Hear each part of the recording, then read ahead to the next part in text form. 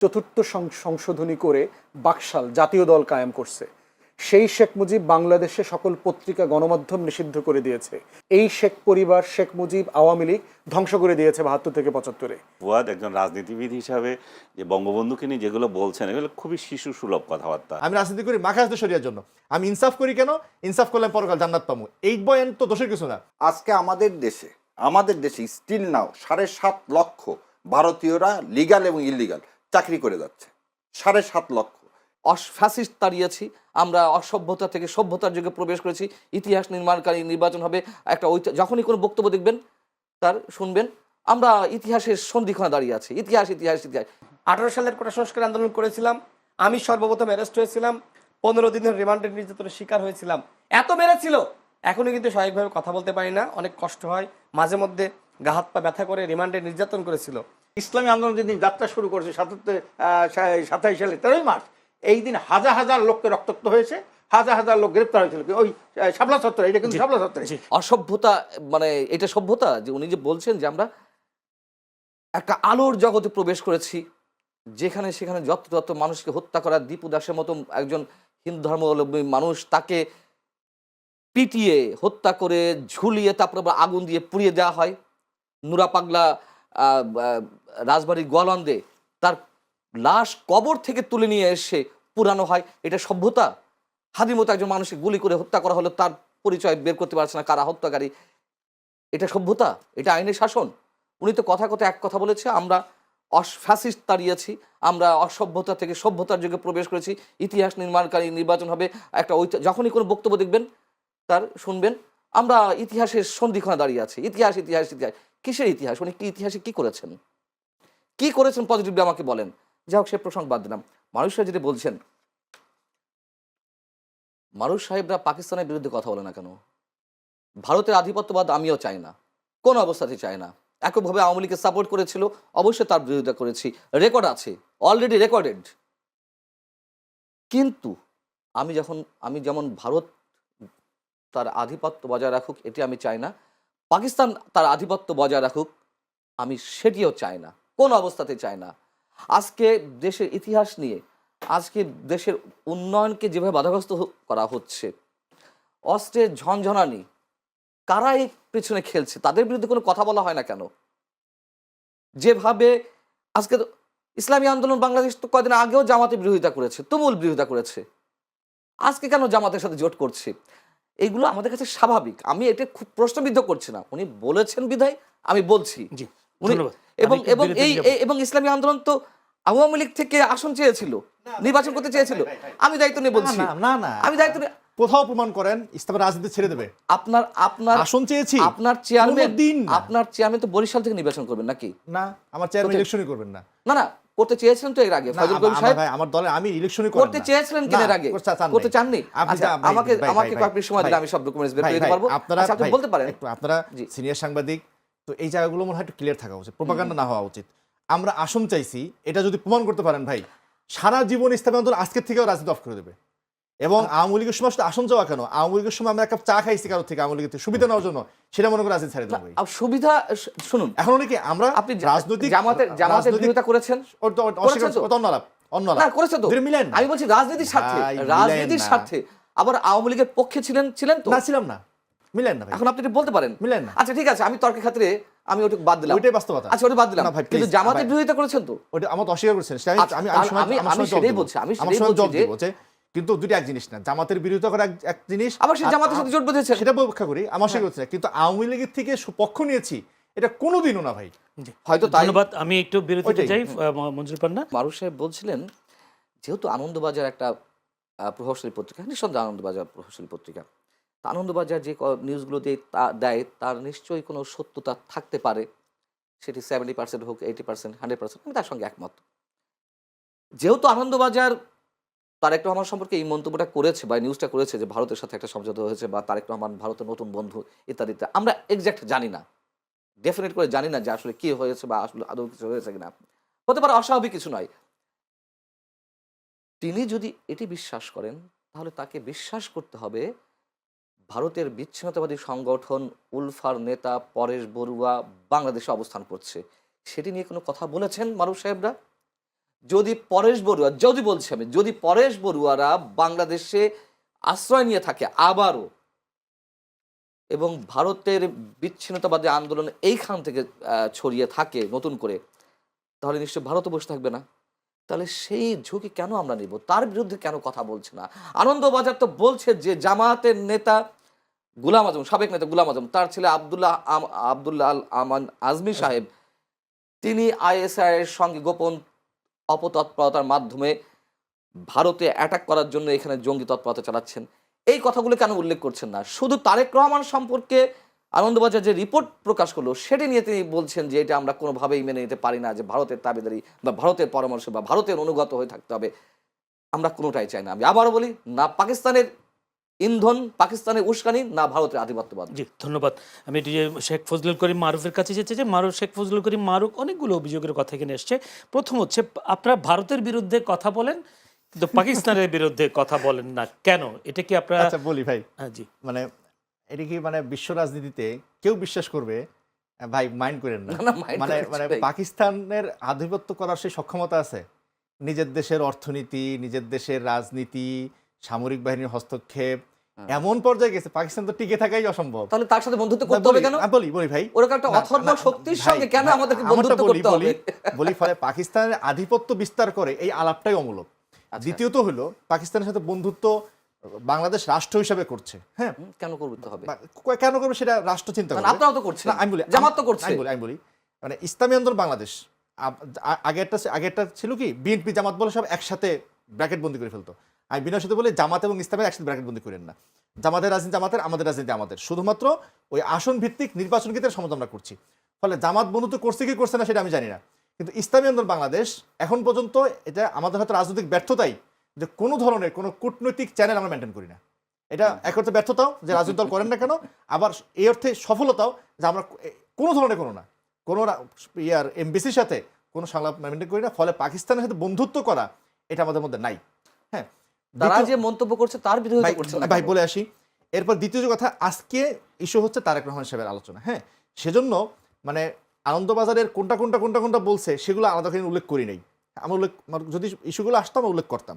এখন দ্বিতীয় কথা হলো যে পরেশ বড়ুয়া যে আপনি আসছেন কথা বলছেন, আমরা ইসলামী আন্দোলন বাংলাদেশ বারংবার ক্লিয়ার করছি, এবং এটা ইসলামী রাজনীতির অন্যতম প্রধানতম নীতি যে কখনোই আমার ভূখণ্ড ব্যবহার করে পার্শ্ববর্তী কোনো ভূখণ্ডকে ক্ষতিগ্রস্ত না করা। হ্যাঁ, এটা সেই উমর রাদিয়াল্লাহু তাআলা আনহুর সময় থেকে এখন পর্যন্ত ইসলামী আন্দোলন বাংলাদেশের সেই সক্ষমতাও নাই যে আমি 7 সিস্টারকে মানে ক্ষতিগ্রস্ত করবো, সক্ষমতা নেই আমার, ভাই বলে ফেললাম। দ্বিতীয়ত হইলেও আমি কখনোই অন্যের কোনো সার্বভৌমত্বকে আমি আঘাত করব না, কারণ পারস্পরিক সার্বভৌমত্বের সম্মান দেখানো আধুনিক জাতিরাষ্ট্রের রীতি, আমার সেই জাতিরাষ্ট্রের রীতি মেনে নিয়ে আমরা কাজ করি। ওনার অভিযোগ যে আপনারা সেই বিষয়ে তেমন জোরালো বক্তব্য রাখেন না। আছে, বক্তব্য আছে, কিন্তু আজকে এখন নাই সেই স্টেজ এটা না বলে। সাম্প্রতিক সময় বাংলাদেশের মুক্তিযুদ্ধ ইতিহাস নিয়ে যা করলো পাকিস্তান, ভাই বলি আমারটা আমি বলি, এবং পাকিস্তানের অনুগত জামাত যা করছে তার বিরোধিতা করেছেন। আমারটা আমি বলে যাই, বলেন। এরপর হলো দ্বিতীয় যে বিষয়টা, যে ভাই বললেন যে আমাদের বাংলাদেশের ক্ষমতা কে আসবে সেটা বাংলাদেশের মানুষ নিয়ন্ত্রণ করে না। বাস্তবতা যদি হয় হইতে পারে, কিন্তু ভাই পরাধীনতা সমস্যা না। সমস্যা কি জানেন? পরাধীনতাকে মেনে নেওয়া এবং স্বাধীন হওয়ার আকাঙ্ক্ষাটা না থাকা। যদি হয় অবশ্যই সেটাকে চেঞ্জ করতে হবে, সেটা অবিরাম কথা বলে যেতেই হবে। আর যেটা বলেন যে জামাত যে ইতিহাস যে বিকৃতি করছে, আপনারা খুব বারংবার জানেন ইসলামী আন্দোলন বাংলাদেশের ইতিহাস কিন্তু মানে জামাত ইসলামের দল ছিল, তারপর ইসলামী বাংলাদেশ কেন সূচনা হয়েছিল এই কয়েকটা ইস্যু নিয়ে, 71 ইস্যু নিয়ে, আর একটা হলো জামাতের যে আইডিওলজিক্যাল যে অবস্থান, ইসলামকে রাষ্ট্রবাদী হিসেবে দেখা, সেটার বিরোধিতা করে কিন্তু ইসলামী বাংলাদেশ। এবং 71 ইস্যুতে সব সময় ইসলামী আন্দোলন বাংলাদেশ সক্রিয় ভূমিকা রাখছে। আপনি যদি 8-7 থেকে দেখেন, বাংলাদেশের প্রথম পীর, একেবারে ফর্মাল পীর, যিনি বাংলাদেশের পতাকাকে বুকে জড়ায় ধরে সামনে ঝুলায় ধরে প্রতিবার আমরা বিজয় দিবস পালন করি। 71কে সম্পূর্ণ অর্থে ধারণ করে ইসলামী বাংলাদেশ আসে। এখন জামাত যে 71 বিরোধিতাগুলো করে, আপনি আমার ফেসবুকের স্ট্যাটাস দেখেন, আমাদের দলীয় বিবৃতিগুলো দেখেন, আমাদের দলীয় পেজ দেখেন, সব আপনি হয়তো দেখেন নাই, দেখেন নাই আপনি আমার পেজটা দেখেন নাই, আমার পেজটা দেখেন নাই। তো সব জায়গাতে আমরা জামাতে 71 বিরোধিতা যেটা করে সেটার আমরা তীব্র নিন্দা আমরা জানাই আসছি, এবং ক্যাম্পাসে, ঢাকা বিশ্ববিদ্যালয়ের ক্যাম্পাসে তারা যে কাজগুলো করছে সেগুলো আমরা বিরোধিতা করে আসছি।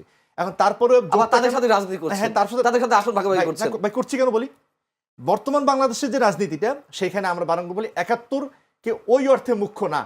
এখন মুখ্য হলো বাংলাদেশকে একটা সুন্দর জায়গায় নিয়ে যাওয়া। আমরা খুব ভালোভাবে দেখছি যে এখন যদি বিএনপি ক্ষমতায় আসে, আগের প্যারাডাইম যদি ক্ষমতায় আসে, বাংলাদেশে খুব আহামরি কোনো পরিবর্তন হবে না। আপনাদের মাধ্যমে জামাতের মাধ্যমে হয়ে যাবে? বলি যারা বলছে চেষ্টা করে দেন। জান্নাতের টিকিট পাওয়া যাবে, যারা চেষ্টা করে বলছে যে জান্নাতে যেতে গেলে ভাই, জামাতে ভাই। ইসলামী করুন, আমারটা শেষ করে আমি 71 বাদ দিই। ভাই আপনার সাথে আমি কথা বলি, আমারটা আচ্ছা বলতেন। ঠিক আছে, বলুন। তো আমরা ইসলামপন্থীরা ক্ষমতা চালাই নাই, আমাদেরকে ক্ষমতা দিয়ে দেখেন, যদি না পারি 2 বছর পর রাত্রি মেয়ের সরাই দিয়েন, হ্যাঁ কোনো আপত্তি নেই, কিন্তু টেস্ট করে দেখা দরকার। কিন্তু যেই বিএনপিকে আমরা দেখছি বারংবার তারা পারে নাই, সেই বিএনপিকে নতুন করে ক্ষমতা আনার জন্য আমরা সেটা রাজনৈতিক জায়গা থেকে বিরত করি, সেই বিরত করার এখতিয়ার আমার আছে। আর জান্নাত জাহান্নামের টিকিট বললেন না, যে বলছে সেটা তার দায়িত্ব, কিন্তু ইসলামী আন্দোলন বাংলাদেশ মনে করে আমার জীবন মরণ সবকিছু হলো আল্লাহর জন্য, ইসলামের জন্য।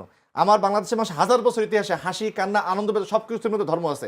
71 মুক্তিযুদ্ধের সময় আমি আল্লাহ হককে বলে স্লোগান দিছি, এটা সে ধর্ম ইসলাম দল করে বলে তা না। হ্যাঁ, তো আমি রাজনীতি করব কি চাঁদাবাজি করার জন্য? আমি রাজনীতি করবো ক্ষমতার জন্য না, আমি রাজনীতি করি পরোপকার করার জন্য, আমি রাজনীতি করি মাখাজদের শরিয়ার জন্য। আমি ইনসাফ করি কেন?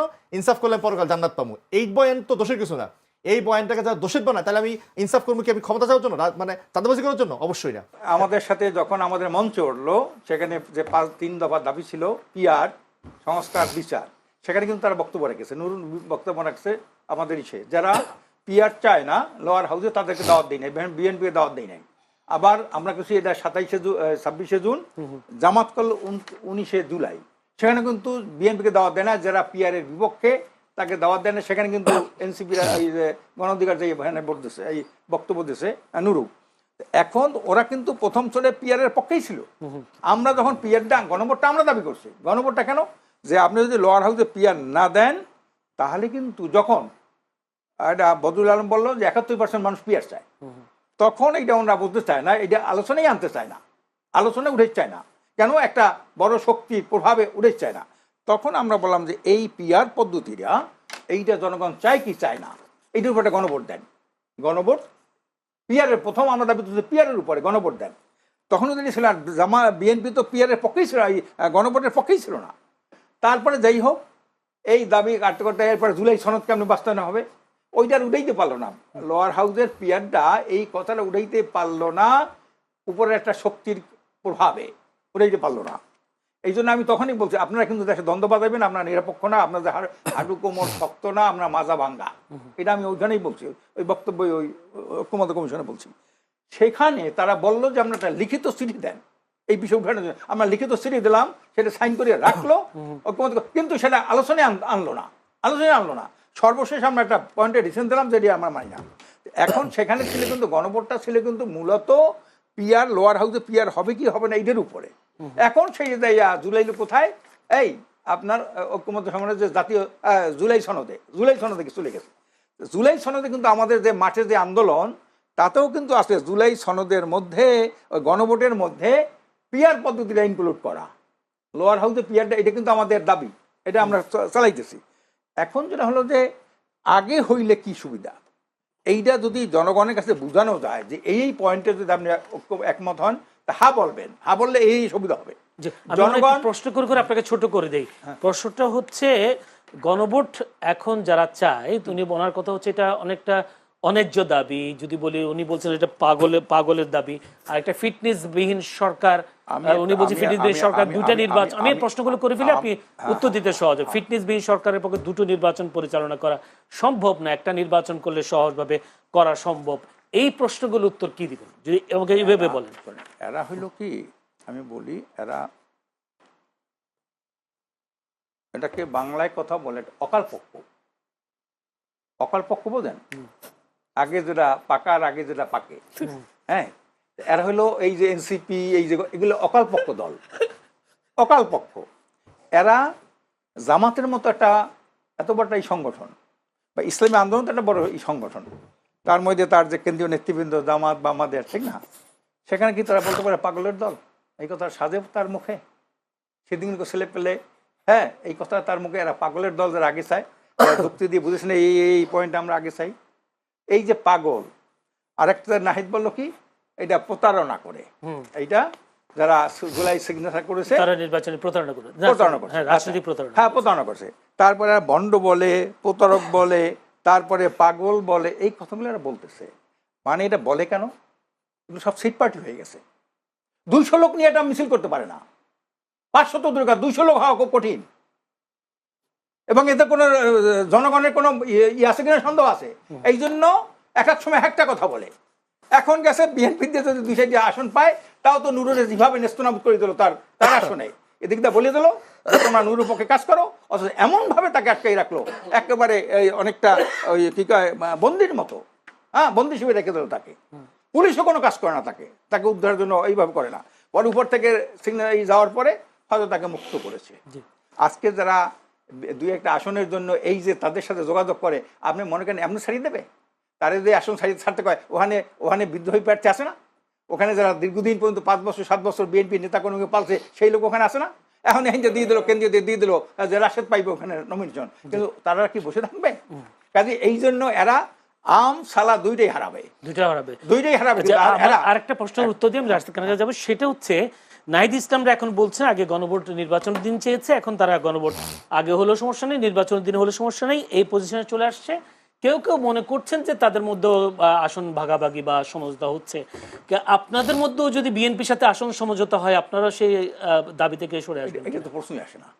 জি, বিএনপির সাথে আসন ভাগাভাগির কোনো প্রশ্নই আসতে পারে না। এই কারণে আমরা তো আওয়ামী লীগ আমলে বিএনপির সাথে অনেক অনেক বৈঠক করছি, তো সেখানে বলছে সবাই যত দল আছে সবাই আসন চায়, আপনারা তো চান না। আমরা আসনের তো রাজনীতি করবো না। আপনাদের একটা নিশ্চয়তা দেওয়া লাগবে যে আপনারা আওয়ামী লীগ হবেন না, আপনাদের বুদ্ধে আবার আন্দোলন আমাদের নামতে হবে না, এটা নিশ্চয়তা দেন। দুর্নীতি, সন্ত্রাস, চাঁদাবাজি, দখলবাজি এগুলো করবেন না, এইটা নিশ্চয়তা দিলে তারপরে আমরা সাথে আমরা যুগপৎ ভাবে আন্দোলন করতে পারি। ধন্যবাদ রাশেদ খান। কিন্তু সিটের কোনো আলোচনা আপনার সাথে আমরা করবো না। ধন্যবাদ রাশেদ খান। এই প্রশ্নটা যদি বলি যে আপনারা যদি জোটেও যান, কিন্তু আপনাদের ট্রাক মার্কায় আপনাদের নির্বাচন করতে হবে, এটা তো অবশ্য সিদ্ধান্ত হয়ে গেছে। আপনি কি মনে করেন বিএনপির সাথে জোটে গেলে আপনারা ট্রাক মার্কায় জিততে পারবেন? একটা প্রশ্ন। দ্বিতীয় কথা হচ্ছে, যদি আমি আশরাফ আলী আকনের কথা বলি, আপনারা আম ছালা দুটোই হারাবেন, বিষয়টা কি বলবেন? ভাইয়ের সাথে টক সাথে আসলে আমার প্রচন্ড হাসি লাগে, মানে এত হাসি আমি আসলে আর কথা বলতে পারি না। আর কেন? না কেন? আপনার কথাগুলো আমার মজা লাগে। হ্যাঁ, মজাই তো লাগবে। আম ছালা দুইটাই হারাবে এরা, আমি তো বলে দিলাম। আপনাকে সাক্ষী রেখে বললাম এরা আম ছাড়া দুইটাই হারাবে। যাও দেখেন, ইসলামে কিন্তু এই ধরনের ভবিষ্যৎবাণী করা যায় না, এটা ইসলাম এলাও করে না। ভবিষ্যৎবাণী এটা হইলো একটা আশঙ্কা। কেমনে হবে? এই নুরুল জাহান আটকাইলো, তোমার কি অবস্থা তোমার এলাকায় জানি তো আমি। নুরুল জাহান এইভাবে মারধর করলো, এই যাইতে পারে না এলাকায় বিএনপির কারণে। ওনার থেকে শুনে আসি, ওনার এলাকায় ওনার অবস্থান কি? আমি বললাম পাগল ছাড়া কোনো সুস্থ মস্তিষ্কের মানুষ গণভোট আগে দাবি করতে পারে না, কারণ বাস্তবতা নাই। আর যিনি বাস্তবতা বোঝেন না, আমি বলবো সে পাগল, তাই না? সত্য তো 3 মাসের ভিতরে 2টা নির্বাচন বাস্তবসম্মত। কেউ বলেছে? শুধুমাত্র চিপার উপর মানে গলা জোর দিয়ে বলবেন আগে আগে আগে, বলতে পারবে, কিন্তু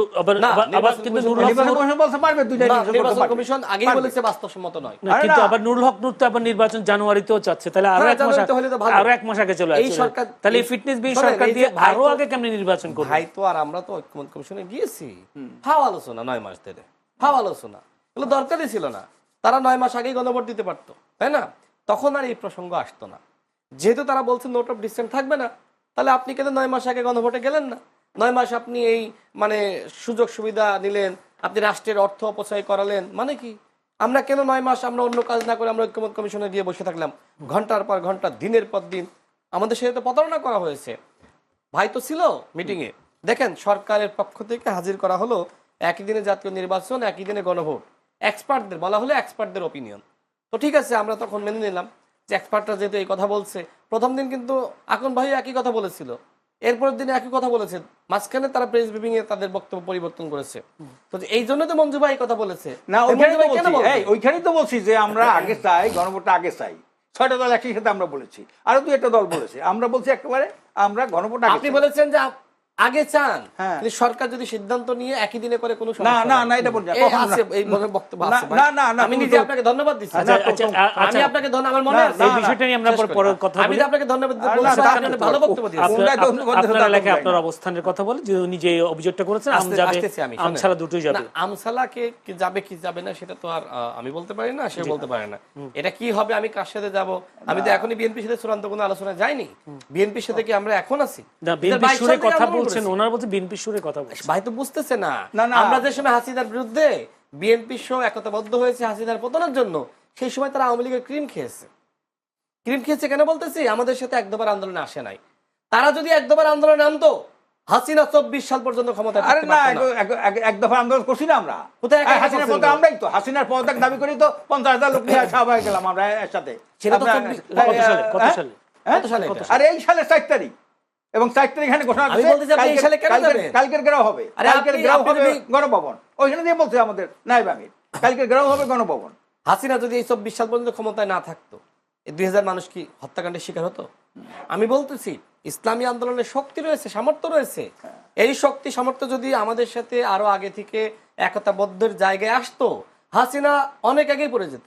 তারা আসে নাই, তারা বলছে না। আমরা আলাদা আলাদা করবো, আলাদা থেকেছে। তাহলে তো আমরা আলাদা একই থাকলে কি সাথে- হাসিনার এই- পতন হয়? এই শোনেন, একই সাথে শেষ ছিল করি। BNP ওটা শেষ করুক, আপনি একটু নোট রাখেন। শেষ করি। আমি অসংখ্যবার ইসলামী আন্দোলনের প্রশংসা করেছি, ভাই আমাকে ধন্যবাদও জানিয়েছে। আমি এখনো তো শোনেন, নাই তোমাকে, কিন্তু আমি শেষ আমসালা করি, শেষ হারাইও না করি। দুইটা, এইটা হলো আমার এখন ভয়। এখন ভাই আমি মনে হয় ওনার রাশেদ ভাইয়ের এই বক্তব্যটা জন্য শেষ আমার করি। হাসি লাগে, মানে ভাইয়ের সাথে টকশো করে আমি খুব আনন্দ পাই। গুড। যাই হোক, আমি আমিও পাই যেটা তোমার বলছিলেন। সাথে কথা। আচ্ছা, আমি যেটি বলছিলাম যে দেখেন, এই যে ইসলামী আন্দোলন জি। বাংলাদেশে যদি গণ অভ্যুত্থানের পরে আপনার যেগুলো সমাবেশ হয়েছে উদ্যানে, জামাতের আমরা দেখেছি, ইসলামী আন্দোলন দেখেছি, কত বড় সমাবেশ। এনসিপি কি এত বড় সমাবেশ কোথাও করতে পেরেছে? শহীদ মিনারে হয়তো 10,000 মানুষের একটা সমাবেশ করেছে, আর তাদের প্রোগ্রামের সম্ভবত 1 লাখ প্লাস। কি 1 লাখ? কত? সাংবাদিকদের ইটাই হলো 10 লাখ। আচ্ছা, হলো 10 লাখ। হ্যাঁ। ঠিক আছে, 10 লাখ, তাহলে তো আলহামদুলিল্লাহ ভালো। সেই এনসিপি জাতিসংঘ সফরে যায়, তাই না? আর ইসলামী আন্দোলনকে নেয় না। আমাদের যে সাংগঠনিক সক্ষমতা, এটা কি এনসিপির থেকে কম? আমাদেরকে নেয় না। তো এখন আপনি কি বলবেন? আবার এই সরকারের কাছে আপনি গণভোট আর সংস্কার প্রত্যাশা কিভাবে করেন, যে সরকার আপনার সাথে বৈষম্য করেছে? এনসিপির থেকে আমি যদি কম বলি, তাও 10 গুণ বড় দল ইসলামী আন্দোলন বাংলাদেশ। হ্যাঁ, সমালোচনা আলোচনা আমি করি, রাজনৈতিক কারণে অনেক কিছু বলা লাগে, সেও আমার বিরুদ্ধে বলে আমিও বলি, সেটা আলাদা কথা। কিন্তু ইসলামী আন্দোলন তো ছোট দল না। দেখেন, 4টি দলকে ডেকেছিল একবার, এবং সে সময় আইন উপদেষ্টা বলেছিল যে এই 4টি দল বাংলাদেশের সবচেয়ে বড় দল, বললো না? এরপরে তাদেরকে ম্যানেজ করা হলো। কে ম্যানেজ করলো? এনসিপি। এনসিপি বললো যে আমরা থাকবো, আমাদের বাইরে আর কাউকে আনা যাবে না। তো ইসলামী আন্দোলনের সাথে এ ধরনের আপনার প্রতারণা কি করে নাই সরকার? এখন বলছে ঠিক আছে, নাহিদ ইসলাম বলেছে যে পিয়ারের দাবি এনে জামাত ইসলাম প্রতারণা করেছে। এখন শুধু কি জামাত ইসলামের কে প্রতারক বানিয়েছে, ইসলামী আন্দোলনকে বানায় নাই?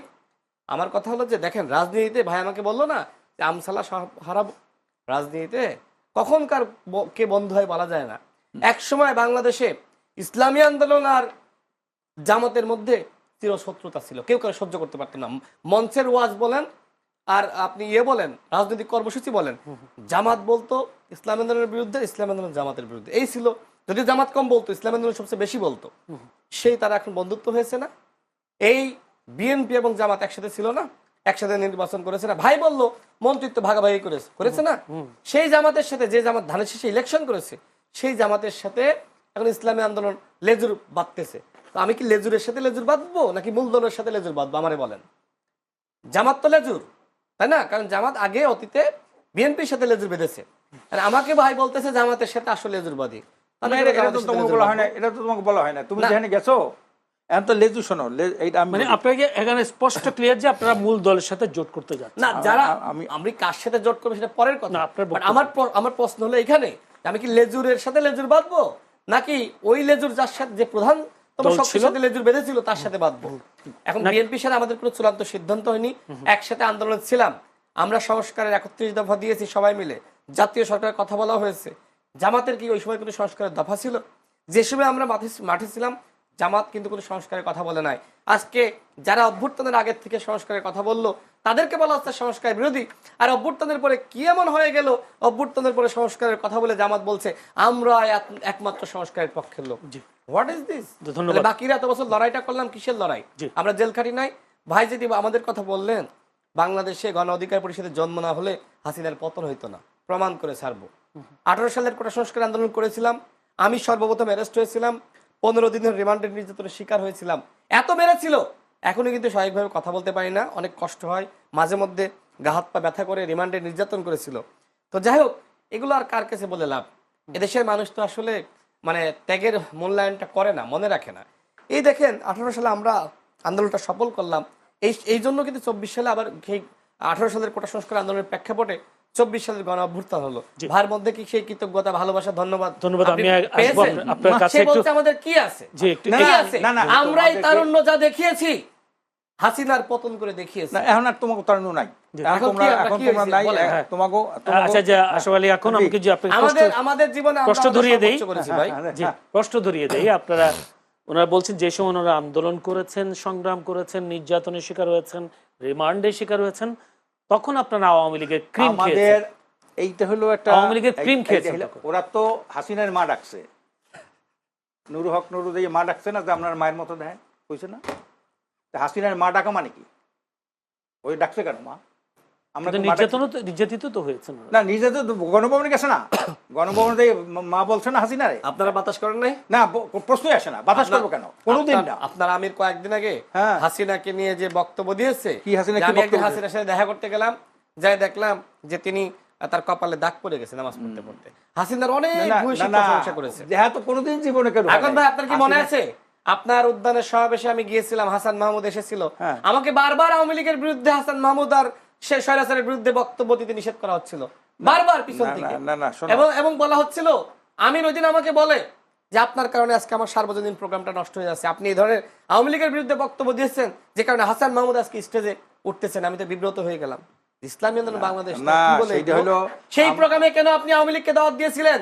না, সেখানে তো তখন বলেন। আওয়ামী লীগ এটা বিজি ছিল না। কত সালে আমরা- এটা? আমরা বিএনপি কে আপনি দাওয়াত দিছি। আমাকে নিয়ে কথা বললে না, না, শোনো। অনেক না, কিছু না, ভাই বাইরে BNP কে তো আসবে। দাওয়াত দিছি। প্লিজ এসব বললেন BNP, না। আওয়ামী লীগ, নুরুল হককে মা BNP ডেকেছে, এগুলো সকল বলেন না দলকে- ভাই। কি বলছে না? আর প্রতিকাইছে না, সে মা ডাকছে না, ভিতরে দেখে বলছে না, আর মায়ের মতো। ওই সময় এটা প্রতিকাইছে তো। নুরুল হকর কোনো নেতা ছিল না ওই সময়। আরে না, ওই সময় সে যাই ছিল, কিন্তু ডাকসু- সে- ওই সময় ডাকসু সাধারণ বিপ্লব- শিক্ষার্থী ছিল। ডাকসু বিপ্লব ছিল তো। সাধারণ কোনো নেতাও ছিল আরে না না, কিন্তু। বিপি সাধারণ ছিল তো। শিক্ষার্থী, না, না, ডাকসু বিপি হওয়ার পর। সাধারণ শিক্ষার্থী না, না, হিসেবে যাই হোক, তিনি কিন্তু ভিপি নির্বাচিত হয়েছিলেন, কোনো পদে ছিলেন না। গণভবন ডাকছে না, গণভবনে গেছে না। আমি যে কথাগুলো বললাম মিথ্যা বলেছি এখন ভাই তাহলে আপনি তো বলেন। আপনারা তো হাসান মাহমুদকে ডেকেছেন। কিছু মিথ্যা বলেছো, সব সত্য বলো নাই, কিছু তোমার তথ্যে কিছু মিথ্যা ঘাটতি আছে। কোনটা বললাম ভাই? হ্যাঁ, মিথ্যা কোনটা বলছো বললাম বলেন? যে হাসিনার সাথে দেখা হয়েছে, তার কপালে দাগ পড়ছে। মহিলা ওই কপালে কোনোদিন দাগ পড়ে? বলো, এটা এটা দেখা। আর তো আমার বক্তব্য হয়তো কিছুটা মিসকোড হইতে পারে, বাট বক্তব্য এই লাইনের ছিল। এটা তো কোনো প্রশ্নই আসে। যাই হোক। এই লাইনেরই ছিল, না, না, যে অনেক আমরা প্রশংসা করলো একটা হাসিনার। বিএনপি আলারা, বিএনপির আমার সাথে কাছে সময় নেই, আসলাম ভাই। বিএনপির সাথে অনেক বৈঠক করছি। এক মিনিট, বিএনপি যে ভাষায় কথা বলে, জি। ওরা হলো ভারতের ভাষায় কথা বলে, এরা হলো আওয়ামী লীগের ভাষায় কথা বলে। ওরা আবার এই বিএনপি শুরু নতুন নতুন কথা শিখছে আর কি। হ্যাঁ, যে আমরা বাতাস খাইছি, ক্রিম খাইছি, নাউজুবিল্লাহ মিন যালিক। আওয়ামী লীগের সাথে ক্রিম খাইলে আমাদের নায়েব আমিরকে বরিশাল যেভাবে মারধর করলো, আমাদের কেন্দ্রীয় ওটা কি সভাপতি ওই সমাবেশের পর, যে সমাবেশ হাসান মাহমুদকে নিয়েছিলেন, সেই হ্যাঁ, সমাবেশের পরে তারপরে তারপরে জি। আচ্ছা, এরপরে আমাদের কেন্দ্রীয় সভাপতিকে যে পা উপরে টানাইয়া যেভাবে রিমান্ডে নিয়ে অত্যাচার করলো, ছাত্র আন্দোলন কেন্দ্রীয় সভাপতি সেক্রেটারি সহ 100 ছাত্র, 400-500 লোকদেরকে আমরা গ্রেপ্তার করলো জি। এই আওয়ামী লীগ। সেইখানে আর আমাদের তো আওয়ামী লীগ ওইরকম কোনো ফ্যাক্টর মনে করতো না, যে এদেরকে যে এইভাবে করবো। বিএনপি জামাতকে ফ্যাক্টর মনে করতো, তারা ক্ষমতায় আসবে, আমরা যে ক্ষমতা আসবে তো মনে করতো না। এই জন্য আওয়ামী লীগ হয়তো আমাদের এইদিকে তাকাইয়া যে ওইভাবে ওর মতো মারমুখী কোনো অবস্থান নাই, কিন্তু মারমুখী অবস্থান তো নিয়েছে। এবং সবচেয়ে বড় একটা কি মজার ব্যাপার কি জানেন, ইসলামী আন্দোলন যেদিন যাত্রা শুরু করেছে 27 সালে 13ই মার্চ, এই দিন হাজার হাজার লোককে রক্তাক্ত হয়েছে, হাজার হাজার লোক গ্রেপ্তার হয়েছিল। ওই শাপলা চত্বরে, এটা কিন্তু শাপলা চত্বরে। জি, মুক্তিযুদ্ধকে কেউ কেউ বিলুপ্ত করবার চেষ্টা করছে, কি বলবেন? প্রশ্ন হচ্ছে যে এটা আনিস ভাই তার পরের স্লটে কাইন্ডলি বলবেন যে আসলে মুক্তিযুদ্ধকে ছোট করা, হেয় করার চেষ্টা কে করেছে। বাংলাদেশের পুরো ইতিহাস জুড়ে যদি দেখেন, মুক্তিযুদ্ধকে সবচেয়ে বেশি ছোট করেছে আওয়ামী লীগ, শেখ মুজিব, শেখ হাসিনা, শেখ পরিবার। কী ছিল মুক্তিযুদ্ধের চেতনা, আমরা কেন যুদ্ধ করেছি? 70-এ একটা নির্বাচন হয়েছে, যেই নির্বাচনে আওয়ামী লীগ, পূর্ব পাকিস্তান আওয়ামী লীগ ভোটে জিতেছে। সো গণতন্ত্রের মূল্যবোধ কি, আপনি তাকে ক্ষমতা দেবেন না দিয়ে কি করলেন, একটা যুদ্ধ চাপিয়ে দিলেন, আমরা যুদ্ধ করতে গেলাম। তাহলে নির্বাচন, 69-এর গণ অভ্যুত্থান, 66-র 6 দফা, 71-এর যুদ্ধ, সব কিছুর মুদ্রা চেতনার মূল জায়গাটা ছিল কি, এই রাষ্ট্রটা একটা গণতান্ত্রিক রাষ্ট্র হবে। শেখ মুজিব দেশে ফিরে এসে সরকারের দায়িত্ব নিলেন, শপথটা পর্যন্ত পড়েন নাই নিজে, তো সে সিংহাসনে বসছে, সে কিন্তু রাষ্ট্রের প্রেসিডেন্টের দায়িত্ব নেন নাই। দ্বিতীয়ত হইল 73-এর নির্বাচনের সময় আওয়ামী লীগ এবং শেখ মুজিব যা বলেছে, 293টা সিট নিচ্ছে, জাসদকে পিটায়া পাটায়া কেন্দ্র থেকে ব্যালট হেলিকপ্টারে করে চুরি করে ঢাকায় না গুইনা নির্বাচন ঘোষণা করছে। বঙ্গভবনে গিয়া বলছে দেশে কোনো বিরোধী দল নাই, শেখ মুজিব বলছে। যেই শেখ মুজিব বিরোধী দলের রাজনীতি করছে, যেই শেখ মুজিব 14 বছর গণতন্ত্রের জন্য লড়াই করে জেল খাটছে, সে 73-এর নির্বাচনের পরে বলতেছে দেশে কোনো বিরোধী দল নাই। সেই শেখ মুজিব বাংলাদেশে চতুর্থ সংশোধনী করে বাকশাল জাতীয় দল কায়েম করছে। সেই শেখ মুজিব বাংলাদেশে সকল পত্রিকা গণমাধ্যম নিষিদ্ধ করে দিয়েছে। সেই শেখ মুজিব দেশের সকল রাজনৈতিক দল বিলুপ্ত করে দিয়েছে, ইনক্লুডিং আওয়ামী লীগ। আওয়ামী লীগকে সে বিলুপ্ত করে দিয়েছে। তাহলে যেই কারণে আমরা 6 দফাকে আমাদের মুক্তির দলিল বলেছিলাম, যেই কারণে 69-এ গণ অভ্যুত্থান হইল, যেই কারণে পূর্ব পাকিস্তান আওয়ামী লীগকে 70-এর নির্বাচনে মানুষ ভোট দিল, যেই কারণে আপনার 71-এর যুদ্ধ হইল, লড়াইতে এই তাজউদ্দিনের প্রবাসী সরকার সবাই মিলে যুদ্ধ করলো, তার প্রত্যেকটা ফাউন্ডেশন স্টোনকে এই শেখ পরিবার, শেখ মুজিব, আওয়ামী লীগ ধ্বংস করে দিয়েছে 72 থেকে 75-এ। ঠিক একই জিনিস আপনি গত 16 বছরে দেখেন। মুক্তিযুদ্ধের চেতনা কি জিনিস? একটা রাষ্ট্র গণতান্ত্রিক হবে, এই রাষ্ট্রে স্বাধীন থাকবে, সার্বভৌম থাকবে, অথচ এই আওয়ামী লীগ দিল্লি প্রণব মুখার্জির সাথে মিটিং করে দালালির নির্বাচন করে ইলেকশন ইঞ্জিনিয়ারিং করে 2008-এ ক্ষমতায় আসছে। এই আওয়ামী লীগ 2014-তে একতরফা নির্বাচন করেছে, 18-তে রাতে করেছে, 24-এ দামি নির্বাচন করেছে। জাতীয় পার্টির মতো একটা জাতীয় নিরাপত্তা হুমকি এইরকম একটা দলকে সে বি টিম আকারে কাজ করেছে, যেই দলটা 81-তে হাসিনাকে এনে 82-তে নতুন কু করে দল বানায়া জিয়াউর রহমানকে হত্যা করে আওয়ামী লীগকে পুনর্বাসন করছে। তাহলে আপনি মুক্তিযুদ্ধের চেতনা কি জিনিস? আপনি অধিকারের লড়াই করেছে, তো শেখ মুজিব করেছে, 14 বছর জেলে ছিল। সেই অধিকারের প্রত্যেকটা ধারা উপধারা লঙ্ঘন করেছে হচ্ছে আওয়ামী লীগ গত 16 বছরে। মুক্তিযুদ্ধের চেতনা কি জিনিস? মুক্তিযুদ্ধের চেতনা হচ্ছে আপনি রাষ্ট্রে অর্থনৈতিক সাম্য কায়েম করবেন, মানবিক মর্যাদা কায়েম করবেন, সামাজিক সুবিচার ইনসাফ কায়েম করবেন। দেশের প্রত্যেকটা প্রতিষ্ঠান ধ্বংস করে দিয়ে এই রাষ্ট্রে কোথায় মানবিক মর্যাদা কায়েম হয়েছিল? আমাদের ন্যূনতম মানবিক মর্যাদা ছিল যেই রাষ্ট্রের RAB, police, DB, SB, DGFI, NSI রাত 2টার সময় উঠে দেশের নাগরিককে তুলে নিয়ে যায়, 6,500 ক্রস ফায়ার করেছে, হাজার হাজার লাশের এখনো দিশা নাই। সেখানে মুক্তিযুদ্ধের চেতনা মানেটা কি? মুক্তিযুদ্ধের চেতনা মানে হচ্ছে আমার রাষ্ট্রটা সবার হবে। এই মুক্তিযুদ্ধের চেতনা মানে কি $234 বিলিয়ন বিদেশে পাচার করা? এই মুক্তিযুদ্ধের গল্প বলে বলে বাংলাদেশের 80% ভুয়া মুক্তিযোদ্ধা বানাইছে, 30 লাখের গল্প বানাইছে। এই মুক্তিযুদ্ধের চেতনা নামে আমরা শহীদদের একটা তালিকা করি নাই, 6,757 জন শহীদ মুক্তিযোদ্ধা ভাতা নাই। তাহলে শহীদের 30 লাখের গল্প কতজন আসছে? বীরঙ্গনা 504 জনের তালিকা আছে মুক্তিযুদ্ধ মন্ত্রণালয়ে। আপনি 2 লাখ বীরঙ্গনার গল্প বলেন কেন? মিথ্যাচার দিয়ে কি রাষ্ট্রাচার হয়? রাষ্ট্র তৈরি হয়? তাহলে শেখ হাসিনা গত 16 বছর মুক্তিযুদ্ধের চেতনার নামে যা করছে ঠিক তাই ছিল 6 দফার বিপক্ষে, 71-এর যুদ্ধের বিপক্ষে, 70-এর নির্বাচনের বিপক্ষে, 69-এর গণ অভ্যুত্থানের বিপক্ষে। অতএব এই রাষ্ট্রের স্বাধীনতা সার্বভৌমত্বের সবচেয়ে বড় শত্রু হচ্ছে আওয়ামী লীগ। ফুয়াদ আরেকটা বক্তব্য বেশ ভাইরাল হয়েছে, আপনি বলেছেন মুক্তিযুদ্ধের সময় আওয়ামী লীগ বা কিংবা শেখ মুজিব কখনো যুদ্ধে অংশ নেননি। বিষয়টা একটু যদি খুলে বলতেন। একটু লম্বা টপিক, এখন আপনি এই আলোচনা ঢুকবেন কিনা? বিষয়টা দেখেন, 25শে মার্চ যখন গোল table round table meeting fail করলো, সন্ধ্যার পরে ইতিমধ্যে ক্র্যাকডাউনের প্রিপারেশন চলছে। আওয়ামী লীগের নেতারা খবর পেয়ে গেছেন রাতে ক্র্যাকডাউন করবে। তাজউদ্দিন আহমেদের ডায়েরিতে পড়বেন, লিখছে তাজউদ্দিন আহমেদ 32 নম্বরে গেছে, গিয়ে বলতেছে মুজিব ভাই আমরা তো পালাইতে হবে কিছুক্ষণ পরে, তো আপনার একটা বক্তব্য, এবং সে একটা রেকর্ডার নিয়ে গেছে, কাগজ কলম নিয়ে গেছে, যে আপনি একটা বক্তব্য রেকর্ড করে দেন, আমরা তো ছিন্ন বিচ্ছিন্ন হয়ে যাব, দেশে যুদ্ধকে অর্গানাইজ করতে হলে আপনার একটা বক্তব্য লাগবে। সেটা দিতে অস্বীকার করেছে। এরপর বলছিল ঠিক আছে আপনি কাগজ কলম একটু লিখে দেন, লিখে একটু সাইন করে দেন, আমরা কি পড়বো আপনার পক্ষ থেকে, মানুষকে জানাবো, এটা প্রয়োজন আমিই পড়বো আপনার তরফ থেকে। সে বলতেছে আজকে ক্র্যাকডাউন হবে, আমি এটার বিরুদ্ধে প্রতিবাদ করে দিছি অলরেডি, এগুলো মেনে নেব না। 27 তারিখে হরতালের ডাক দিয়েছি, বাসায় গিয়ে নাকে তেল দিয়ে ঘুমা, 27 তারিখ হরতাল হবে। শেখ মুজিব 25 তারিখে পালানোর আগে সে 27 তারিখে হরতালের কর্মসূচি দিয়েছে। অবশ্যই পালিয়েছে। সে ক্যান্টনমেন্টের সাথে অ্যারেঞ্জমেন্ট করেই পালাইছে। ক্যান্টনমেন্ট থেকে গাড়ি আসছে, তার সুটকেস রেডি করে দিয়েছে তার ওয়াইফ, পুরো বর্ণনা আসছে হিস্ট্রির বইগুলোতে দেখেন, সে আস্তে পালায় চলে গেছে। তো এই হলো শেখ মুজিবের যুদ্ধ। পরবর্তীতে দেখেন তাজউদ্দিন আহমেদের ডায়েরিতে এই কথা লেখা আছে, মুজিব ভাই আপনাকে তো কখনো বলতে পারলাম না যুদ্ধটা আমরা কিভাবে করেছি, কিভাবে অর্গানাইজ করেছি। শেখ মুজিব মুক্তিযুদ্ধের গল্প কোনোদিন 71-এর প্রবাসী সরকারকে ডেকে এনে জিজ্ঞেস করেন নাই, কোনোদিন জানতে চান নাই। বহুবার তাকে বলা হয়েছে, সে কোনোদিন মুজিবনগরে যায় নাই।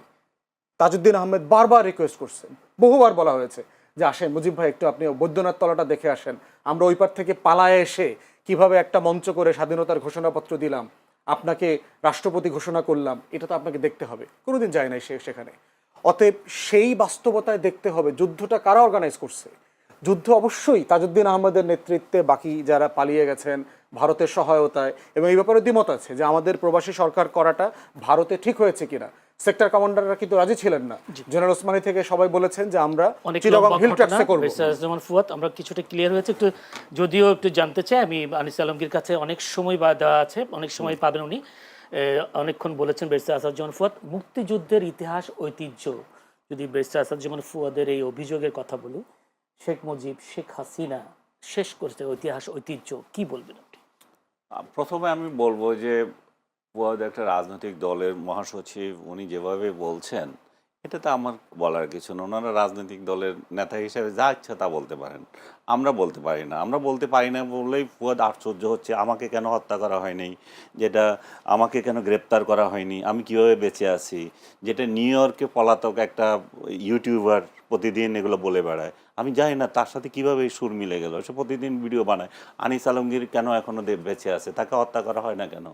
ফুয়াদের ওনার সুরে কথা বলছেন, হত্যার কথা বলি নাই, এটা মিলে গেছে আর কি। হুমকি দেওয়া হয়েছে কিনা আপনি সত্য কথা বলার তো জন্য সেটা জানতে চাই। এইভাবে যদি ট্যাগের রাজনীতি চলতে থাকে আমাদের করার কিছু নাই। আর আওয়ামী লীগ সম্পর্কে উনি যেগুলো বলেছেন, আওয়ামী লীগের কোনো নেতা কর্মী যদি থাকে তাদেরকে যদি টকশোতে যদি ডাকার আপনাদের সাহস থাকে তাদের কাছ থেকে শুনেন। আমার কোনো ঠেকা নাই যে আওয়ামী লীগকে। সাংবাদিক হিসেবে আপনি কি মনে করেন? আমি সাংবাদিক হিসেবে বলবো যে ফুয়াদ একজন রাজনীতিবিদ হিসাবে যে বঙ্গবন্ধুকে নিয়ে যেগুলো বলছেন এগুলো খুবই শিশু সুলভ কথাবার্তা। যে বঙ্গবন্ধু স্বাধীনতা চান নাই, যে লোক জীবনের সিংহভাগ কাটিয়ে দিলেন এই দেশকে স্বাধীন করার জন্য, তিনি স্বাধীনতা চান নাই, উনি ওই রাতে পালিয়ে গেছেন। ওই রাতে উনি খুব ভালো করেই জানেন যে আর্মিরা কাকে চায়, আর্মিরা যদি ওনাকে না পায় এদেশে কেমন ম্যাসাকার করবে। ওনার বলা বহুবার বলেছেন। আমি তাদের আমাকে করেছে বলছে, আমাকে ওরা ওদের টার্গেট, আমি যখন ধরা পড়বো তখন আর বিষয় না। আর উনি যদি পালিয়ে যেতেন তাহলে পাকিস্তান এই ন্যারেটিভ তৈরি করতে, যে দেখো ভারত এটা করছে, ভারত থেকে আমাদের এই হচ্ছে মুজিব হচ্ছে ভারতের চর, এইভাবে যেটা এখনো এরাও বলে মুজিব হচ্ছে ভারতের চর। এভাবে এরা এখনো মানে দুঃখে ফেটে যায়, ওদের কলজা ফেটে যায় যে কীভাবে এই সোনার পাকিস্তান থেকে আমরা পাকিস্তান থেকে আমরা আলাদা হয়ে গেলাম। সে এদের এরা এই যে যারা 2.0 স্বাধীনতা, তো এইটা নিয়ে নতুন করে কিছু বলার নাই। শুধু আমি একটা সংশোধনী দিতে চাই ফুয়াদকে নিজে জানার জন্য। এই যে 71 এই যে 25শে মার্চের রাতে বঙ্গবন্ধু যে স্বাধীনতার ঘোষণা দিয়েছেন সেটা আমার ফ্যামিলি সাক্ষী, অন্য কেউ না। আমার চাচা, উনি চিটং ছাত্রলীগের নেতা বখতিয়ার উদ্দিন চৌধুরী, উনার নেতা হচ্ছেন জহুর আহমেদ চৌধুরী। রাত 12টার পরে তারা মাইকিং করেছেন রিক্সা নিয়ে, বলে যে তোমরা যাও, বঙ্গবন্ধু স্বাধীনতা ঘোষণা করেছে। এটা রাত 12টার পরে এটা তারা সারা চিটং শহরে মাইকিং করেছে, বঙ্গবন্ধু স্বাধীনতার ঘোষণা দিয়েছেন। এখন এটা কিভাবে দিয়েছেন, এটা ওহি থেকে পাইছেন না পাইছেন সেগুলো আমি জানি না, বাট উনি দিয়েছেন। এবং পরের দিনের ইন্টারন্যাশনাল পত্রিকাগুলোতে বঙ্গবন্ধু স্বাধীনতা ঘোষণা দিয়েছেন, এগুলোতে আছে, এগুলো তো ডকুমেন্টেড। এগুলো নিয়ে তর্ক করার সময় ব্যয় করা। সত্য হলে তাজউদ্দিন আহমেদের ডায়েরি তো তাজউদ্দিনের ডায়েরি কি না আছে, কে কীভাবে প্রকাশ করছে, তাজউদ্দিনের কি, সেটা নিয়ে আমি ইয়ে করবো না। আমি যেগুলো আমি দেখছি আমারগুলো আমি দেখছি, আমি আমারগুলো বলতেছি, আমার ব্যক্তিগত অভিজ্ঞতা থেকে বলছি, আমার সংবাদপত্রের ইতিহাস থেকে বলছি। কার ডায়েরিতে কে কি গল্প লিখলো সেটাতে আমি যাচ্ছি না। আরেকটা হচ্ছে যে আমি যেটা বলতেছি যে আর আইন শৃঙ্খলা পরিস্থিতি আমাদের মানে ও বলছে যে এমন পরিস্থিতি তৈরি হয়েছে যে মানে শেখ হাসিনা, মানে শুনলে মনে হয় যেন শেখ হাসিনা কত বছরে এই দেশটাকে ধ্বংস করে দেখেছে, কিছুই করে নাই। আমাদের যে এই সরকারের অনেক উপদেষ্টা যে বলে আমরা এটা পেয়েছি, আমাদের এটা ভিত্তি এত স্ট্রং, আমাদের অর্থনৈতিক ভিত্তি এত স্ট্রং, আমাদের ওই অর্থ উপদেষ্টা বারবার বলে থাকেন, মনে হয় যেন এগুলা মিছা কথা। এবং ডক্টর ইউনূস ধ্বংসস্তূপ থেকে উনি 71-এর স্বাধীনতা যুদ্ধের পরে মানে 72-এ ক্ষমতা নিয়েছেন, ক্ষমতা নিয়ে এখন এমন একটা বানাচ্ছেন যে কিছু, এই দেশটা কিছুই ছিল না, আর্মি ছিল না, ছিল না, উনি বানাচ্ছেন সব কিছু, তাতে হয়ে গেছে। আমরা যেটা ছিল সেটাই চাচ্ছি এখন, এর আগে যেটা ছিল জনগণ সেটাই চাচ্ছে। এর আগে যে আইনশৃঙ্খলা পরিস্থিতি যা ছিল, বাজার করে যে বাজার থেকে খেতে পারছে সেটাই চাচ্ছে। এর আগে যে পরিস্থিতি ছিল বা নিজের বাড়িতে শান্তিপূর্ণ ঘুমানোর যে অধিকার সেটাই চাচ্ছে। আমরা এই সরকার যদি কিছু কাজ করে থাকে, গুম এবং খুন খুন তো হচ্ছে, অহরহ হচ্ছে। গুমের যে বিষয়টা ছিল, গুম কালচার, যেটা যে আয়নাঘর কালচার, এটা ছাড়া এবং ক্রস ফায়ার, দু একটা হয়েছে ক্রস ফায়ার এবং গুম ছাড়া এই সরকারের আর কোনো দৃশ্যমান কোনো কাজ নাই। ধ্বংস কত প্রকার এবং কি কি এই সরকারের আমলে মানুষ উপলব্ধি করছে। সমাজকে যে টুকরা টুকরা করে দিয়েছে, একজনের ভাই ভাই লাগাচ্ছে, রাজনৈতিক ঘরে ঘরে রাজনীতি লাগিয়ে দিয়েছে, এই সরকারই সব করেছে। এখন এই ফুয়াদ বলছিলেন যে গতকালও একটা অর্গানাইজেশন দিয়েছে যে ৭৮% তার সরকারের মানে প্রশংসায় মানুষ উচ্ছ্বসিত। ওই অর্গানাইজেশনের একজনের সাথে কথা হয়েছে, আমার ভাইয়ের কথা হয়েছে, তারা বলছে যে প্রথম আলো তাদের এই রিপোর্ট যেটা, সেটাকে বিকৃত তারা বুঝেই নাই এটা কিভাবে উপস্থাপন করেছে, সেটাতে একটা হচ্ছে মানে ভুয়া বলে তারা প্রমাণিত, ভুল তথ্য, মানে কিভাবে জরিপ করতে হয় সেই বিশ্লেষণ তারা করতে পারে না, সেই কারণে এটা হয়েছে। আরেকটা বিষয় হচ্ছে যে এত হাস্যকর, আমি ওইটাকে আরো বলবো যে সেটা প্রেস সচিবকে পাশে নিয়ে ঘোষণা করছে। তো প্রেস সচিবকে পাশে নিয়ে যখন এই সরকারের গুণগান গাইবে কেউ বা একটা অর্গানাইজেশন জরিপ করবে, তাতে বুঝতে হবে যে এগুলার কোথায় অরিজিনাল, এদের প্রাণভ্রমরা কোথায় এবং কেন এগুলা করতেছে। বাংলাদেশের আইন শৃঙ্খলা যখন এই পরিস্থিতিতে, এবং বলছে যে আমাদের রিজার্ভ আছে কিন্তু আমাদের ইনভেস্টমেন্ট হচ্ছে না, বাইরে থেকে আসছে না, বাইরেরটা বাদ দেন রে ভাই। আপনার আশেপাশে আপনি জিজ্ঞেস করেন যে আপনার বন্ধু বান্ধব যারা আছে তারা ইনভেস্ট করছে কিনা, তারা তো করছে না। কেন করবে? কারণ সে তো নিরাপত্তা পাচ্ছে না। ওইখানে তো চাঁদাবাজরা যাচ্ছে, ওখানে বিএনপির চাঁদাবাজ যাচ্ছে, জামাতের চাঁদাবাজরা যাচ্ছে, অন্য তো এনসিপির চাঁদাবাজরা যাচ্ছে। এত চাঁদাবাজকে দিয়ে তো সে ব্যবসা করতে পারবে না। আগে তো একটা চাঁদাবাজির একটা কোটা আছে যে আমি কত % চাঁদা দেব। এখন তো 3 গ্রুপ আসতেছে, তারপরে এক দলেরও আবার 3 গ্রুপ যায়। আমি কথা বলতেছি যে ভাই বিএনপি থেকেই যায় 3 গ্রুপ, কারে চাঁদা দেবো, কিভাবে করতে? এখন ইনভেস্টমেন্ট না করে তারা এইভাবে বসে আছে, এই জন্যই বসে আছে। এই জন্যই আমরা চাচ্ছি যে যেই দলই আসুক, একটা ফেব্রুয়ারিতে যে আপনারা নির্বাচনের তালবাহানা করেন না, ফেব্রুয়ারিতে নির্বাচনটা দিয়ে দেন, ডক্টর ইউনূসকে সহায়তা করেন যে একটা নির্বাচন দিয়ে একটা নির্বাচিত সরকার আসুক, দেশের মধ্যে একটা শান্তি যাতে আমরা চাই। আমরা চাই যে যেই রাজনৈতিক দলকে জনগণ পছন্দ করে, সেটা যেই আদর্শের হয়ে থাকুক, জনগণের ভোটে আসবে তারা। কিন্তু আপনারা নিশ্চিত করেন যে ভোটটা যাতে ফেয়ার হয় এবং মানুষ যাতে নিরাপদে ভোট দিতে পারে। আরেকটা বিষয় আপনারা তো ধরেই নিয়েছেন, জামাত আপনারা ছাড়া তার কাউরে আনবেন না, তবুও সুখে থাকে না আপনারা। আওয়ামী লীগের ভোট দিয়েন না, জামাতকে ভোট দিতে দিয়েন না, জামাত না, জাতীয় পার্টিকে ভোট দিতে দিয়েন না, নিজেরা ভোট করে তবু একটা সরকার আনেন, তবু একটা চেহারা আমরা দেখি যে কী ধরনের সুখের নহর আপনারা কিভাবে বয় দিতে পারেন। সেই জিনিস জাতির একটু জানার দরকার আছে। জাতি এটা এই জন্যই চায় যে তারা যে পরিস্থিতিতে পড়েছে, যেটা যে 5 আগস্টের পর থেকে যারা যে মানে আগে ছিল, এটা বলে কড়াইতে ছিল, তারপর এখন আগুনে পড়ে গেছে, এই পরিস্থিতি থেকে মানুষ উত্তরণ চায়, জনগণ উত্তরণ চায়। জনগণ, আপনারা রাজনীতি করেন, আপনাদের আরো বেশি বোঝা উচিত জনগণ কি চায়। জনগণ তো বলতেছে, আপনারা জনগণের কাছে যান না, হয়তো জনগণের কথা শুনেন না, আপনারা হয়তো একতরফা শোনেন, হয়তো আপনারা আরেকটা শ্রেণী আছে, ওই শ্রেণীর কাছে যান না, আপনারা ওই গল্পই শুনতে চান যে গল্প আপনাদের ভালো লাগে, যে ডক্টর ইউনূস শান্তিতে রেখেছে আমাদেরকে, ডক্টর ইউনূসের পরে আমরা যারা ক্ষমতায় আসবো তারাও শান্তিতে নহর বইয়ে দেবো। আরেকটা বিষয়, যেতে জুলাই সনদ নিয়ে যেই পেঁচাল চলতেই আছে, এটা ওনারা সমাধান করতে পারছে না, দিনের পর দিন বৈঠক করে। এখন হেলিকপ্টার করে, যে উড়োজাহাজে করে গেছে নিউ ইয়র্কে, সে জানি না যাওয়ার পথে সে সলা পরামর্শ কিছু করছে কিনা। ওইখানে গিয়ে 3 দলের যে নেতাকে একটা গার্ড হিসাবে নিয়ে গেছে, সেফ গার্ড, যে ডিম মারলে যাতে ওদের গায়েও পড়ে। সেই পরিস্থিতি কালকে রাত থেকে দেখতেছি, সেফ গার্ড কালকে রাতেই তো দেখতেছি, সেটা দেখা যাচ্ছে যে আওয়ামী লীগ বিএনপি রাস্তায় নেমে করছে। আগে এটা আওয়ামী লীগে করতো, এখন বিএনপি বলতেছে আমাদের মহাসচিব আসতেছে, সো আমরা তো ছেড়ে দেবো না আমাদের মহাসচিবকে অপমান করা। সো মুখোমুখি বাংলাদেশকে বহির্বিশ্বেও নিয়ে গেছে, এক ধরনের ঝগড়া ফ্যাসাদের জাতি আমরা, এটা এখন ইন্টারন্যাশনালি নিয়ে গেছে। এবং ডক্টর ইউনূস সুচারুভাবে এটা তার যাওয়ার বিদায় বলে, আমি জানি না বিদায় কিনা, মানে তার শেষ বলতে পারি, এটা ইউএন সালাম করে সেশনে এটাকে বিদেশে কেন বলছেন? শেখ হাসিনার সময় তো আমরা দেখেছি শেখ হাসিনা নিউ ইয়র্ক গেলে সেখানে বিএনপির আন্দোলন আমরা করছে, দেখেছি। আবার বিএনপিও করছে। বিএনপি যখন খালেদা জিয়া ক্ষমতায় ছিল তখন করছে। আমি নিচে সেটাই। চোখে দেখে এসেছি এই কালচার। তাহলে কেবল ডক্টর ইউনূসকে দোষ দেওয়া তো ঠিক না, ডক্টর ইউনূসকে দোষ দেওয়া যে এই লেভেলে ছিল না। কারণ হচ্ছে যে ওই সময়ে তারা দেশে অন্তত কথা বলতে পারতো, রাজনৈতিক দলগুলো। এখন তো এখানে তো কথা বলার কোনো শক্তি নাই দেশের মধ্যে বিরোধীদের বা বিএনপি আওয়ামী লীগের। তো তারা সর্বোচ্চ প্রয়োগটা তাহলে বাইরে করছে, এবং বাইরে তারা যে রাজনৈতিক দলগুলো যে দোকান খুলে রেখেছে, সব কটা রাজনৈতিক দল, এগুলো কিন্তু সাংবিধানিকভাবে এটাকে অ্যালাউ করে না, আমাদের আরপিওতেও এটা অ্যালাউ করে না, কিন্তু ওনারা এটা খুলেছেন বিশেষ বিশেষ প্রয়োজনে। এখন মনে হচ্ছে যে এটা যথার্থই ছিল। তাহলে কারণ হচ্ছে দেশে যখন কথা বলতে পারি না, তাহলে বিদেশে কথা বলবো। আমি জুলাই সনদের কথা বলছিলাম, যে ওনারা যে সনদটা তৈরি করছেন, যে পবিত্র গ্রন্থ বানাচ্ছেন, সেই পবিত্র গ্রন্থ লিখিত থাকলে হবে? এটা ধারণ করবে কে?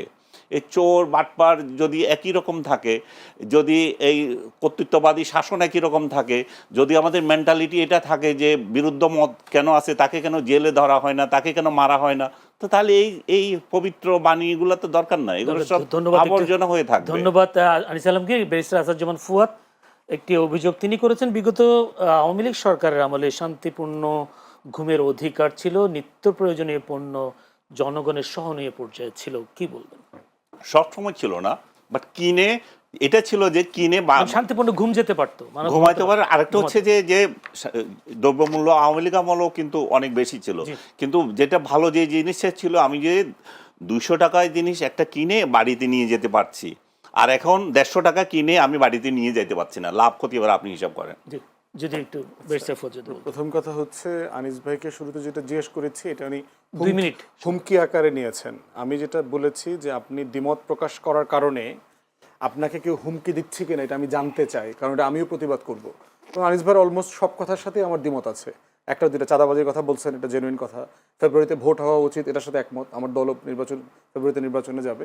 বাকি অলমোস্ট সব কথাই হচ্ছে আমি আওয়ামী লীগের 16 বছরের বয়ানের একটা রিজেম্বলেন্স দেখলাম আর কি, এবং যেটার সাথে আমি রেসপেক্টফুলি ওনার সাথে দ্বিমত করছি।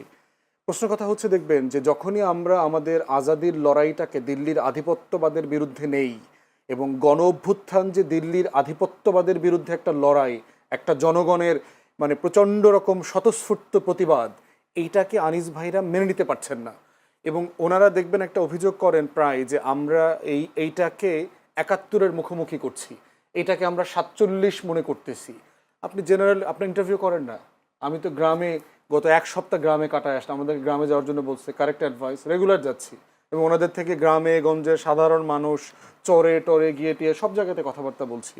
গ্রামের মানুষদের ভিতরে কি আসলে এই জিনিসগুলো এইভাবে কাজ করে? এভাবে কাজ করে না তো। ওনারা বাংলাদেশকে এইভাবে দেখে না। আওয়ামী লীগের চোখ দিয়ে বাংলাদেশকে যেভাবে দেখা হচ্ছে, দেশের মানুষ বাংলাদেশকে এইভাবে দেখেন না। অতএব সেই জায়গাতে দিল্লির আধিপত্যবাদের বিরুদ্ধে লড়াইয়ের কথা বললেই 71-কে ছোট করা হয়। শেখ মুজিবের গ্লোরিয়াস পিরিয়ডের কথাও তো বললাম, 14 বছর গণতন্ত্রের জন্য লড়াই করেছেন, কিন্তু উনি শেষের জীবনের যে 3.5 বছর যা করেছেন, হিস্টোরিক্যাল রেকর্ড, যে উনি তো এগুলো করেছেন। এখন প্রশ্ন হচ্ছে, তাহলে কি ওনার আগের মহত্ব শেষ হয়ে গেছে? না, আগের মহত্ব আগের জায়গাতে আছে, কিন্তু শেষে যা ক্ষতি করেছেন রাষ্ট্রের, সেটাও আমাকে বলতে হবে। রাষ্ট্রের দায়টা এরকম, কারণ কোনো রাজনৈতিক নেতাকে আমরা নবী মনে করি না। না, আপনি তার প্রশংসা করছেন, কিন্তু তার স্বাধীনতায় সে অবদান সেটাই স্বীকার করেন না। তার কি বাকিগুলো কি দরকার নাই? অবদান হচ্ছে যে এটা তো ফ্যাক্টস। আমি তো বইয়ের রেফারেন্স দিলাম, মুক্তিযুদ্ধের প্রধান মানে সংগঠক তাজউদ্দিন আহমেদের লেখা থেকে বললাম।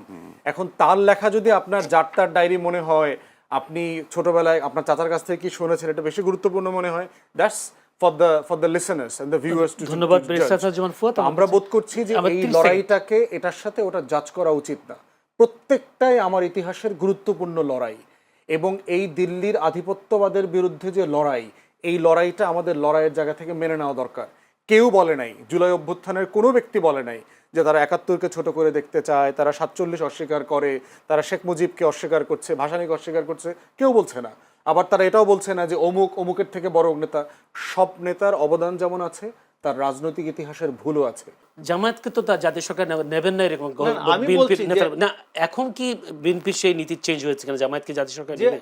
জামাতের সাথে যখন জাতীয় সরকারের কথা ছিল, তখন এটা হাসিনা, ফ্যাসিস্ট হাসিনা উপস্থিত ছিল।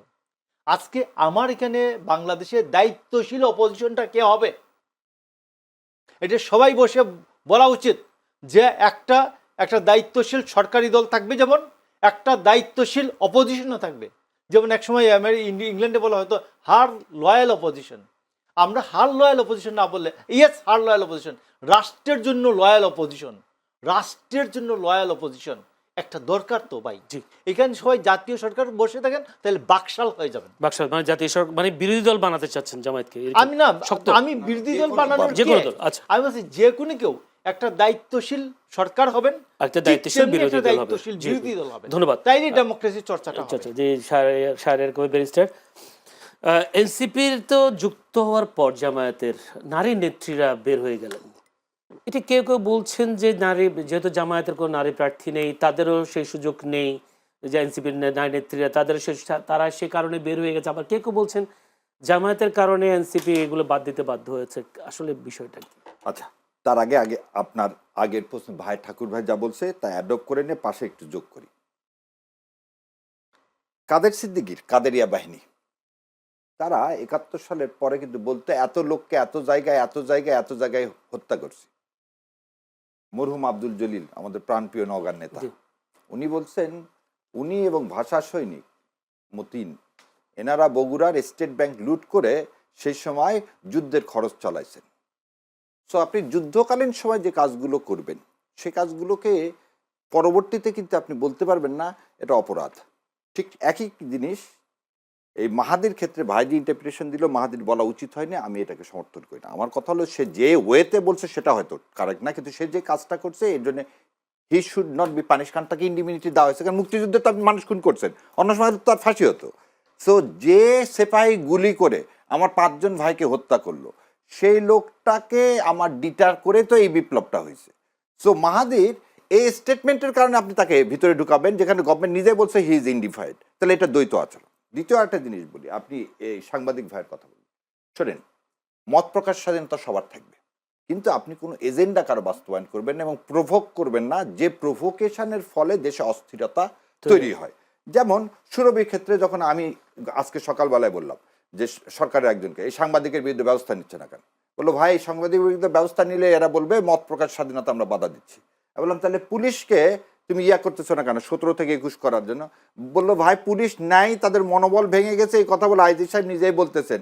আর নতুন করে এই যে সমস্ত ছাত্ররা বলছে পুলিশের কে কে এই মানে জুলাই বিপ্লবকে বাধাগ্রস্ত করছে তাদের একটা লিস্ট করা, এটা শুনে পুলিশের মধ্যে নাকি মনোবল ভেঙে যাচ্ছে। তাহলে ওই ভাই যে কথা বললো, আমরা কিন্তু একটা মানে আনইউজুয়াল পরিবেশের মধ্যে আছি। সো আমাদের অনেক কিছু অনেকভাবে কম্প্রোমাইজ। এবার আপনার প্রশ্ন আছে, মেয়েদেরকে সিট দিবেন বলে আমিরে জামাত বাংলাদেশ জামাত ইসলামের বোনদেরকে সিট দেননি, আপনাকে একদম সত্যি কথা বলে দিলাম।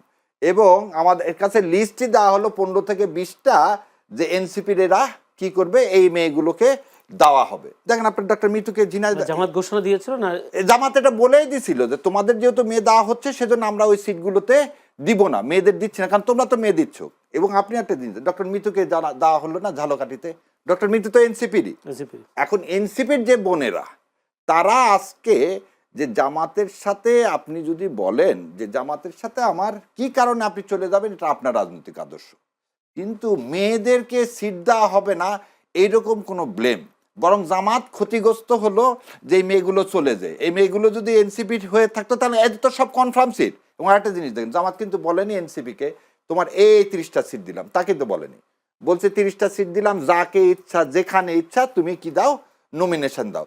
হাদির জায়গাতে কি হলো, উইথড্র করা হলো না জামাতের প্রার্থী, যেখানে যেখানে প্রার্থী এনসিপির জন্য কিন্তু এই ওপেন কি চেকটা দিয়ে দেওয়া হয়েছে। সুতরাং এই মেয়েদেরকে অ্যাকোমোডেট করার জন্য জামাত নিজে বরং তার প্রার্থীদেরকে দেয়নি।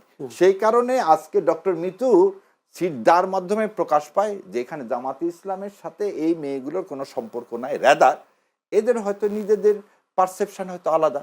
কারণ এনসিপি তো কোন তার যে আদর্শ, সে আদর্শ কিন্তু এখনো তারা জুলাইয়ের বাইরে কোনো আদর্শ এখনো সেট করতে পারে নাই। তো তারা যতকাল যেটা দেখলাম তারা বললো কেন বিএনপির সাথে যায়নি, জামাতের সাথে গেছে। এখানে কিন্তু একটা কথা তারা বলছে, এই নাসিরুদ্দিন পাটোয়ারি কি বলছে যে আমরা ব্যালেন্স করে দেখছি, যে আমাদের কাছে মনে হয়েছে ভারতীয় আধিপত্যবাদের বিরুদ্ধে যাদের কঠোর অবস্থান আমরা সেদিকে যাব। এখন সেটা নাসিরুদ্দিন সাহেবই বলতে পারবেন, যে উনি জামাতের মধ্যে এটা যদি বেশি দেখে থাকেন সেজন্য জামাতের কাছে আসছেন, এন্ড কেন দেখছেন কিভাবে দেখছেন উনি ভালো জানেন। তবে আমাদের কথা যে লাস্ট এদেশে আপনি যেভাবেই বলেন ভারতীয় আধিপত্যবাদের বিরুদ্ধে ভাই যেটা বলে শক্ত বিরোধী দল লাগে, কিন্তু তার আগে আপনাকে ইনস্টিটিউশনগুলো দাঁড় করাতে হবে। একটা আনইউজুয়াল পরিবেশ, ইনস্টিটিউশন দাঁড় নাই, আপনি শক্ত বিরোধী দল করলেন, বিরোধী দল এমনি শক্ত হয়ে যাবে। কিন্তু এই যে সিট দেওয়ার কথা, সিট দিয়ে কোনদিন শক্ত বিরোধী দল হয়নি, 79 সালেও হয়নি।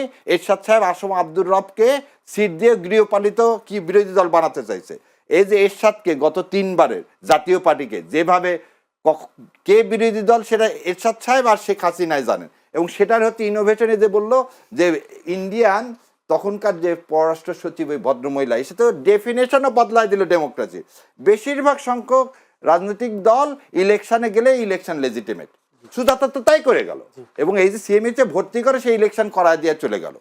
এইটা আমরা আর কোনোদিন এদেশে হতে দেখতে দেব চাই না। না। ধন্যবাদ মোশাররফ আহমেদ ঠাকুর। আজকে শরীফ ওসমান হাদি হত্যা মামলার চার্জশিট দিয়েছে প্রায় 17 জনের, ফয়সাল করিম সহ 17 জনের বিরুদ্ধে চার্জশিট হয়েছে, এবং এর আগে স্বরাষ্ট্র উপদেষ্টা বলেছেন তা এই সরকারের মেয়াদে হাদি হত্যা মামলার বিচার সম্পন্ন করা হবে, কতটুকু সম্ভব? Justice hurried, justice buried, justice delayed, justice denied. এটা হচ্ছে একটা পুরোটা যে সত্যতা না, এটা একটা প্রবাদের মতো আর কি। তো এই জন্য এটা পড়ানো হয়, বলা হয় আর কি, স্যাররা বলেন। তো এই জন্য আমি বলছি যে বিচারের ক্ষেত্রে অতি দ্রুততা দরকার নাই, অতি দেরি করাও দরকার নাই। যেমন সাগর রুনির আজকে 14 বছর হয়ে গেছে, চার্জশিট দিতে পারেন চার্জশিট দিতে পারেনি। তো এটা এই সরকারের আমলও কয়েকবার পিছিয়ে গেল। এইটাই যেমন দরকার নাই, এই সরকারও 16 মাসে দিতে পারেনি। তো সেইখানে ওসমান হাদির বক্তব্যটা হচ্ছে, আমি বলছি যে ন্যায্যতা, ন্যায়, ইনসাফ এর ভিত্তিতে যেন, এবং জেনুইনলি যেন বিচারটা জেনুইন যেন হয়। যেমন আপনার মনে আছে কিনা মনির এবং খুকুর বিচার, মনির এবং খুকু মানে 90 সালে মনির এবং খুকু দুইজনেরই ফাঁসি হলো বিচারিক আদালতে। ডাক্তার এবং খুকু এই যে তো খুকু শারমিন রিমার হত্যাকারী হিসাবে, মনির হয়ে গেল, মনিরের ফাঁসি কার্যকর হলো, বাট খুকু একবারে না বেকসুর খালাস পেলেন হাইকোর্টে গিয়ে। কারণ কোর্ট প্রমাণ করতে পারে নাই, নিম্ন আদালত এটা প্রমাণ করতে পারে নাই যে খুকুর সাথে সম্পর্কের কারণে মনির তার স্ত্রীকে হত্যা করেছে। তো যাই হোক, আমি আপনাকে বলছি যে আমার কথাটা হচ্ছে যে বিচারটা যেন এমনভাবে না হয় যে খুকুর বিচারটা, আমরা তখনই বলছি যে খুকুর বিচারটা এটা ন্যায়সঙ্গত হচ্ছে না। এখানে যেন কোনো নির্দোষ মানুষকে যেন ফাঁসিয়ে দেওয়া না হয়, এটা আমি বলবো যে এটা পুলিশ, আমাদের দেশের পুলিশ বিভিন্ন সময় করেন যে তাড়াহুড়ার জন্য অনেক লোকজন অ্যারেস্ট করে ফেলেন, অ্যারেস্ট করে এইটা করেন, এইটা যেন এই প্র্যাকটিসটা যেন না হয়। ধন্যবাদ। আমি 1 মিনিটের জন্য একটা প্রশ্ন আপনাকে করবো, যেটা খুবই 1 মিনিট শেষ করতে। আইপিএল থেকে মুস্তাফিজকে বাদ দেয় অনেকে ভারতের সাথে সব সম্পর্ক অনেকটা বলা হচ্ছে ছিন্ন করা দরকার, জামায়াত কি মনে করে? শোনেন, ভারতের সাথে ভাইয়ের কথাটা বললেন, ভারতের জনগণের সাথে আমাদের কোনো বিরোধ নেই। আবার ভারত যখন বলা হয় এটাকে কিন্তু কখনোই ধরা হবে না ভারতের জনগণের সাথে আমাদের কোনো বিরোধ। আমাদের বিরোধটা কার সাথে? সাউথ ব্লকের সাথে। সাউথ ব্লককে যে তার নেইবারিং কান্ট্রিগুলোর জন্য তার পলিসি মেকিং করে, এবং এই পলিসি মেকিংয়ে তাদের উদ্ধত্ততা দেখেন আপনি। আজকে আমাদের দেশে স্টিল নাও 7.5 লক্ষ ভারতীয়রা লিগাল এবং ইলিগাল চাকরি করে যাচ্ছে, 7.5 লক্ষ, এবং সেটা তো চাকরি করতেছে আমার ঢাকা, চিটাগাং এগুলো জায়গাতে। কোথাও এই অভিযোগ করে কিন্তু প্রমাণ দেখাতে পারি না, কি কথা না, আপনি এর প্রমাণ আছে ইয়ার কাছে, এই প্রবাসী কল্যাণ মিনিস্ট্রিতে আছে। আমাদের কথা হলো যে সরকারের কাছে আমি তো বললাম যে আমরা কি কোনো জায়গায় ঘেরাও করছে ইন্ডিয়ার দেখে পার করি না।